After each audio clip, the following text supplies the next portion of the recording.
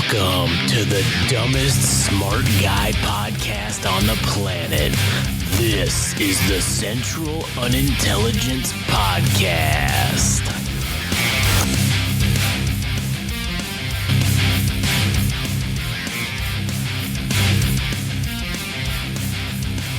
Oh yeah, here we are. Welcome to another stupendous episode of the Central Unintelligence Podcast. Some would say that we're rebels without a cause. I would say we're more like retards without a cause. That's probably the best analogy we could come up with. My name's Josh. What a way to start off the episode, man. Holy shit. Well, I mean, it is what it is. I'm Josh. He's Adam. I said he's Adam. Yeah. I'm here. Jesus. Today we're going to talk about some England stuff and the let me get this right so I don't fucking say it wrong. The Islamic, oh no, that's meme. What the fuck happened to my fucking thing on the Islamic Organization of Cooperation? Wow, unbelievable. Okay, we're going to talk about the Islamic Organization, the Islamic Cooperation Organization. Is that what it's called? Jesus Christ. What happened to my tab, man? Fuck. I got too many tabs. That's what it is. Islamic. Hold on. I got to Google it. Well, while I'm doing that, you can go to GameRageMagazine.com and you can hear more of our stuff. You can also follow us on Instagram and TikTok at Game Rage Magazine, Twitter/X at Game Rage Mag. You can go to YouTube, Game Rage Magazine. And you can hear all our stuff there. If you want to follow Adam, you can follow him at All Gas No Trash Official. And go listen to the All Gas No Trash podcast, conveniently located at all the places I just told you about. The Organization of Islamic Cooperation. That's the name of it. Anyways. Adam, did you want to start with the England stuff or... No, you can go ahead and do it. Yeah. All right, well, let's go ahead and go with this Organization of Islamic Cooperation. Essentially, this was an organization that is essentially all of the countries in the Middle East, Northern Africa. There's one country in South America and some in Southeast Asia that are members of this organization. And there's 57 nations, states that are part of it. 48 of them are Muslim majority. And it was organized to be the collective voice of the Muslim world. And they wish to safeguard and protect the interests of Muslims around the world and attempt to promote international peace and harmony, right? That's the official slogan or the tagline for the organization itself. Wait, repeat it? To be the collective voice of Muslims throughout the world, or to be the collective voice of the Muslim world and work to safeguard and protect the interests of the Muslim world in the spirit of promoting international peace and harmony. That's like the official tagline. Okay. So they have, when they started this in 1969, it was in response to what's funny is an issue that has been coming up over the last few years, the Al-Aqsa Mosque in Jerusalem. Okay, someone set fire to it, and the former, he was like the mufti of Jerusalem, which is kind of like the Arab guy who was in charge of Jerusalem. He called it a Jewish crime and called for all Muslim heads of state to convene a summit. So that's the whole reason. We need to convene every Muslim country in the world to figure out how to deal with the Jew. That is basically what this organization was started for. And it wasn't even a Jew that technically did the fucking fire. It was an Australian guy who was a Christian fundamentalist. And he's the one that started the fire because of mental illness. And they immediately were like, Now we can finally deal with the Jew. Great. So it's very funny. They just needed an excuse. Yeah, they needed an excuse to do that. So they did it, and ever since then they've been having these meetings where they essentially get together every, couple times a year to discuss how to further deal with the Jew and its current Jew state and the Jew things that are happening with the Jews. That's basically the whole point of this organization. Built on a falsehood. Built on something that wasn't actually the Jews' fault. Like that. That's what's funny about it. Is it wasn't actually anyone's fault. Well, anyone that they're going against.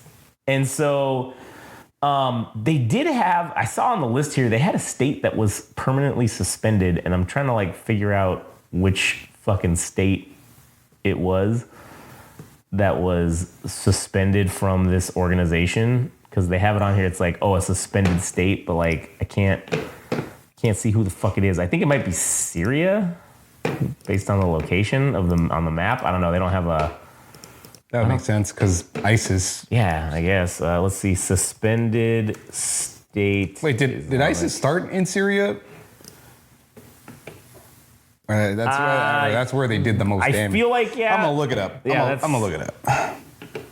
Suspended state Islamic. I am confused. Cooperation organization. Let's just know.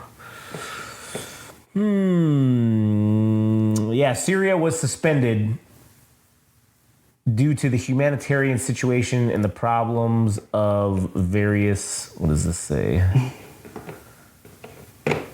Dun, dun, dun, dun, dun. Oh man, it's got to translate it because this is in fucking Arabic. All right, well I guess I can't fucking read that. Islamic State of Iraq, so it was Iraq. Iraq was when they started. Let's see. It says that Council of Foreign. Yeah, they have a bunch of people. All right, there's too much on this fucking shit. But anyways, yeah, they suspended Syria because of essentially. Are you just saying terrorism. that, or no? That's what it says. It says it was because the problems of various Muslim militias, and then the rest is cut off. So I'm assuming it's because of ISIS or maybe other whatever, some other terrorist sort of offshoots. So, and also, I mean, Syria is basically a fucking failed state at this point, anyways. So, it doesn't even. I guess that kind of makes sense why you would suspend them, because they don't have. I mean, their official government does not really have power anymore, so I guess that makes sense. I don't know, but at any rate, essentially, I thought this was important to just give a little background history, just because this is a large organization that is essentially most or all of the Middle East and several other predominantly Muslim countries that get together to sort of be kind of like a United Nations of Muslims, basically, for lack of a better term. And they have had several emergency meetings as in relation to this current Israel, Palestine, Iran fucking kind of situation. The most current one right now? This most current one, they've had one. They just called one on August 5th. And that was another thing of why I think maybe that the response was taking a little longer, was because I think Iran wanted to officially put everybody on notice, because the contents of the meetings are not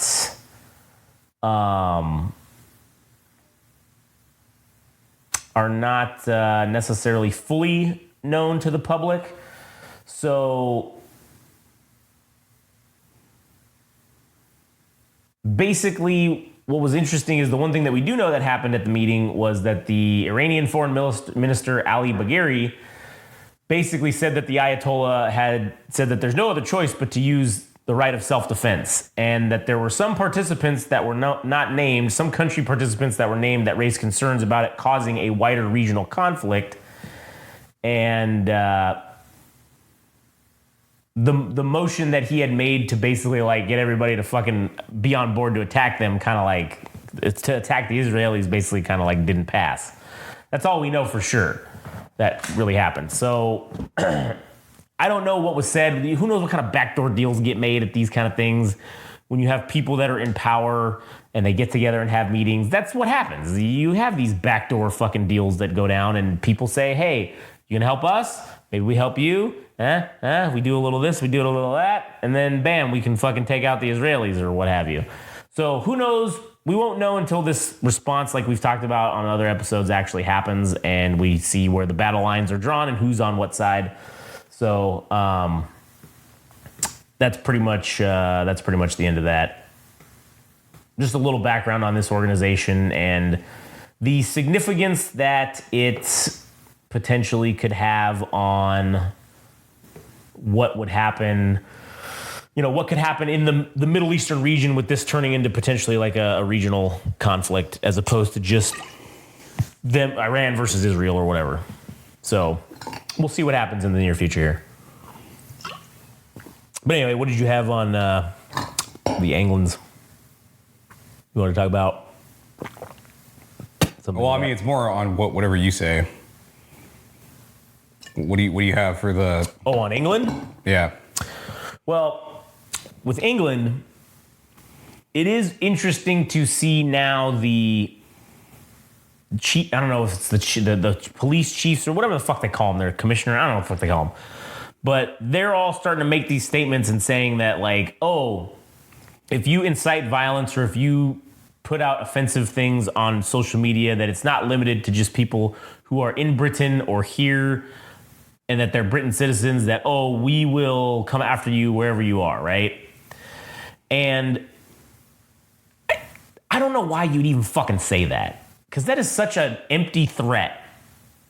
First of all, a municipality police department in any country does not have the fucking resources to go and get you here in America. Because I can tell you right now that if a British, let's say because, I posted those memes, right, to the British thing, I was fucking with them. Let's say they went ahead and said, oh, we're going to issue a British arrest warrant for Game Rage magazine because you guys did this and broke our law and we don't appreciate it. Well, if I'm here in America where I'm allowed to do those things, do you think that you issuing that warrant is going to prompt, let's say, a police department to come extradite me here? Because a federal agency would have to come pick me up and then extradite me, because who's going to do that? What U.S. government agency is going to say, yeah, we're going to violate your First Amendment rights that you have here, and we're going to extradite you?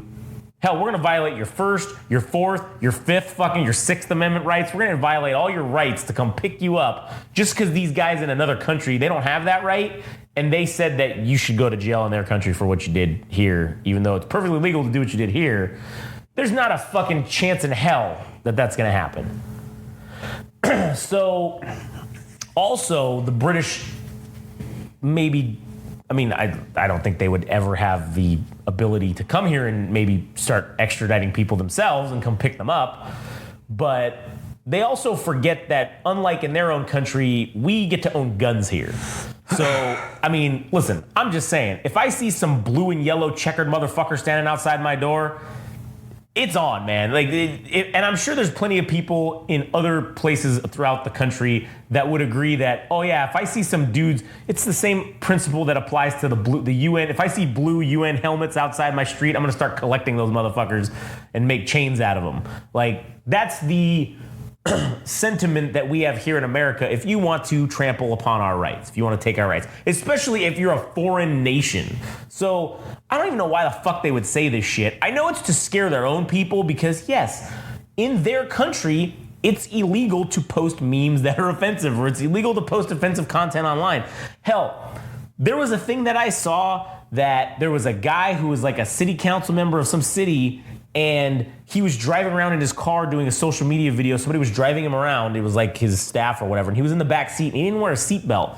The local police department of the town, that neighboring town that he drove through, mailed him a ticket for saying, oh, hey, we saw in your video that you weren't wearing your seatbelt. So here's your fucking fine and your ticket for not wearing a seatbelt.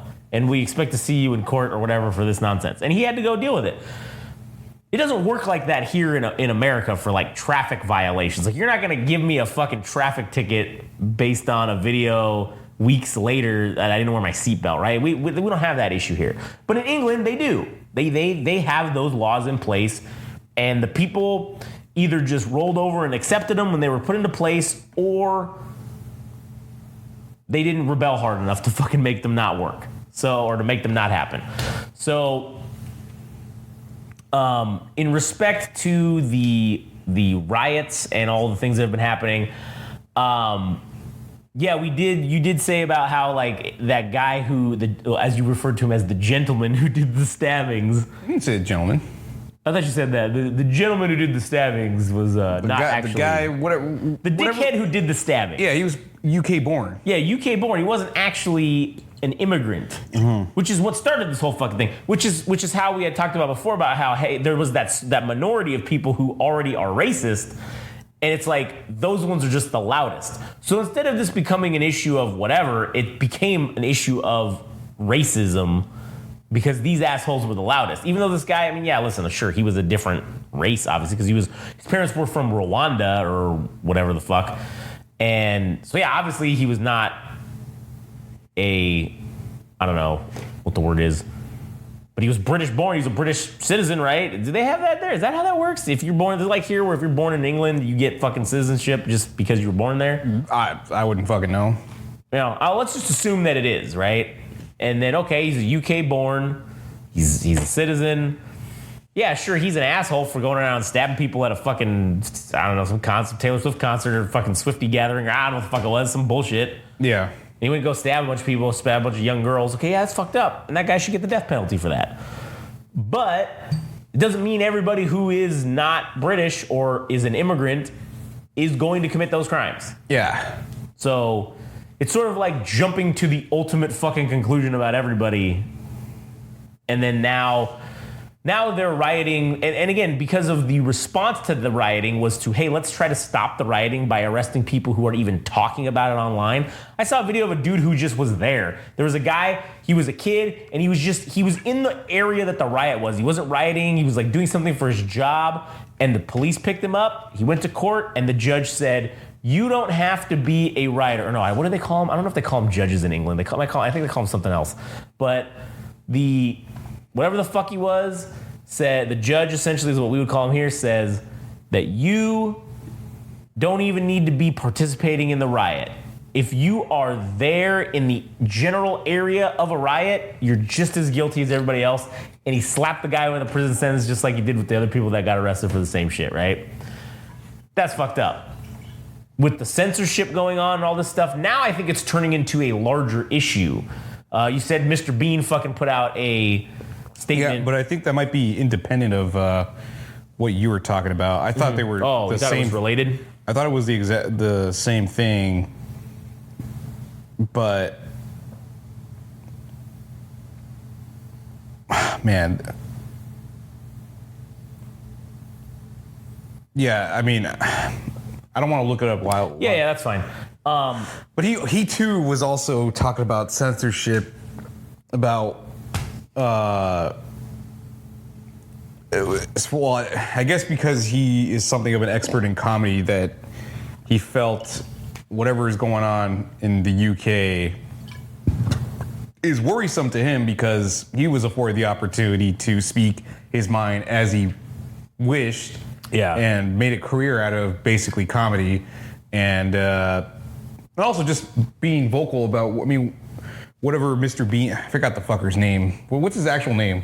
Rowan Atkinson. Yeah. That as a celebrity, like, he's been afforded the opportunity to say what he wants, but his concern is that if people can't even joke or say things because of censorship, it's like, oh, well, then there's much more concerning questions for what the future of this what the future of this country holds. Yeah, and I think his sentiment does apply, whether he's talking about this or not. It does apply to this situation because the UK government is basically saying anything that's offensive is we're going to come arrest you for, or deemed offensive. And comedy is offensive. There's a lot of things in comedy that people think offensive. Hell, that's why most things are funny, is because they're actually offensive to some people.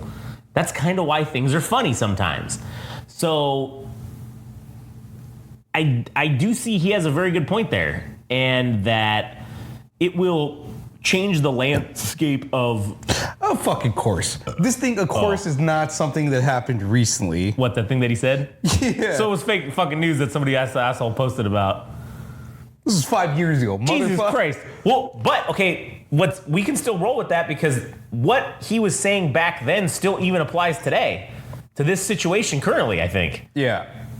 Because if you're just going to start arresting people over fucking quote unquote offensive content, like if you make a joke about fucking, I don't know, abortion or something, like, okay, that's offensive to people. Hell, if you make a joke about Jesus, well, that's offensive to people who believe in Jesus. So should you go to jail for that?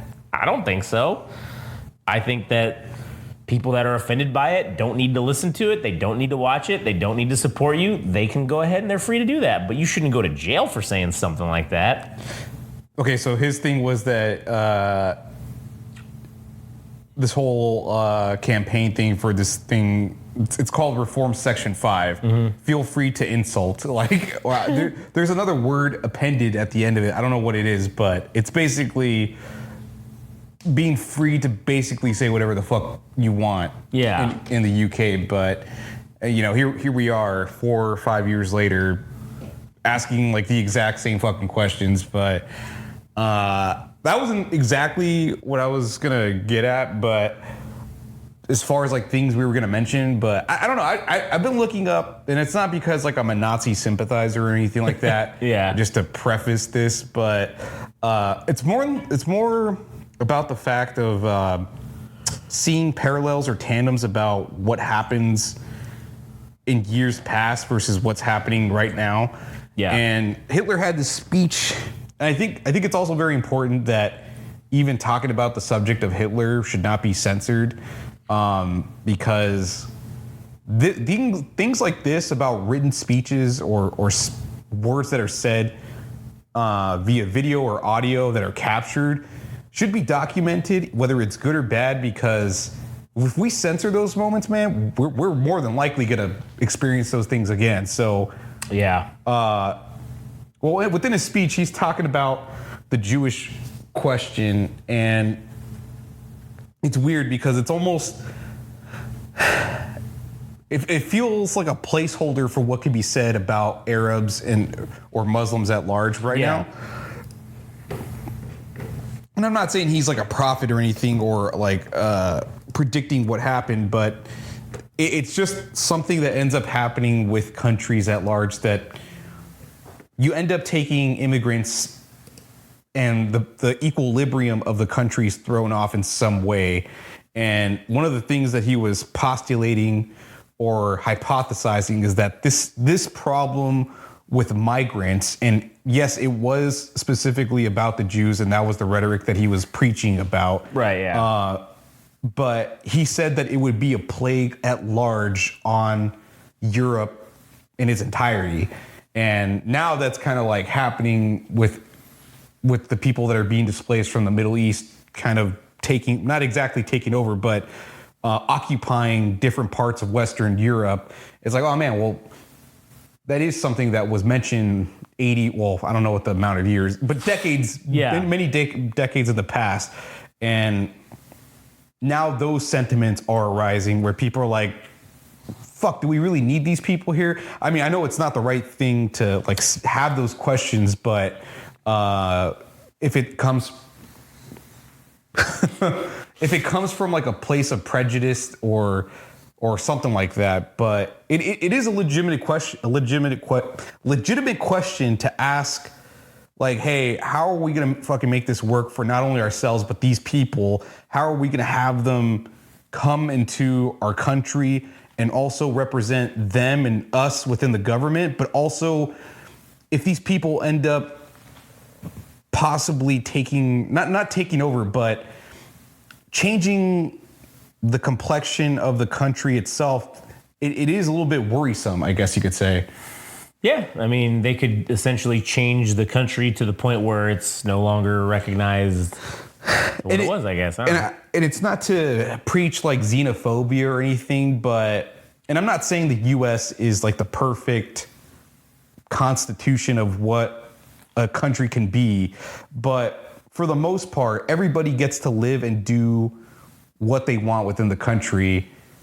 and I think that should be exemplary of what other countries should do as well, is that no single race, religion, or any group of people can really have a grasp or a hold in the same way that Hezbollah or like Hamas have control of a larger community or the borders of a country or something like that. You know, it is concerning, I suppose, that when you ask those questions, it might come across as like xenophobic or whatever, but it's like, those are fucking legitimate questions, man. It's like, you have people coming to your country, and I mean, I basically already repeated myself, but yeah, I think those questions that are raised back then are legitimate, but they were built on prejudice and not a good place, but they are happening in tandem, or rather it's a parallel to things that have happened in the past that are happening currently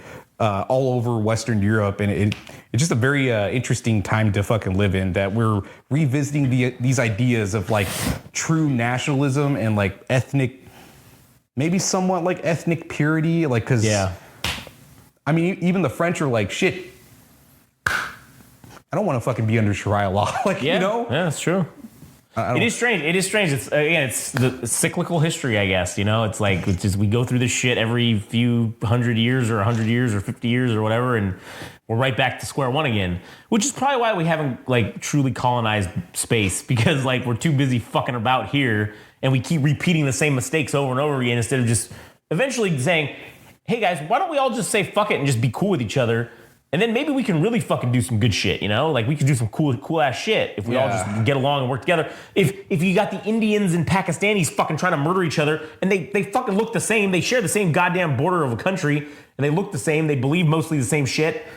Why you guys fucking doing these stupid ass fucking march-offs on the fucking border every fucking... What the fuck is wrong with you guys? Get over that shit. Like, fucking put your shit together and fucking do some shit. Let's go to space, bitch. You don't want this fucking asshole from Elon Musk to go fuck. You don't want this Tesla asshole who makes electric cars go into space and fucking colonizing fucking Mars. United States or the United Moon States of Starbucks or fucking. Yeah, you don't want the United Moon States of Tesla to be fucking about, because that's what's gonna happen. If you let a fucking billionaire go to space and colonize shit, then guess what? He's gonna become dictator of space now. And it's only a matter of time before he has nuclear weapons and then tells the world, hey, guess what? You got to fucking follow my rules or else that's it. Yeah. I just want to reiterate. Space Hitler. I'm not condoning racism or extreme nationalism or fascism or anything like that. Yeah. I'm just pointing out things that have already fucking happened. Right, yeah. Within the world, and that people are capable of doing those things where the slightest bit of difference can be used against somebody, and that'll enslave a whole group of people. That'll be genocide, or it can be like the nastiest sides of humanity. That's all I'm saying. Yeah, I'm just saying, like, these are things that have happened already, and we're just talking about them. We're just fucking talking about them. Just talking about them, all right? I'm not advocating for any of the fucking things I just said. Yeah, so. We're not advocating for any of that stuff. We're just discussing it, because it is important to discuss it, because if you do not learn from history, you are doomed to repeat it. And if you don't talk about it, you can't learn from it. So that's that, I guess. Yeah. Anyways, you got anything else to add? Cool. Sounds good. Well, that'll do it for us. If you want to listen to the rest of our shit, you can go to GameRageMagazine.com.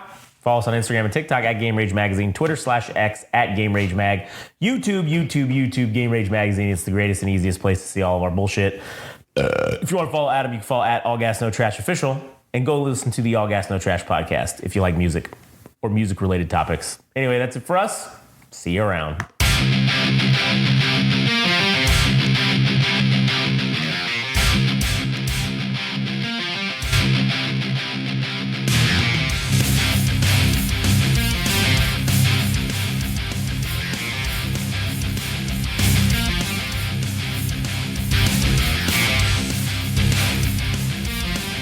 That was the latest episode of the Central Unintelligence Podcast.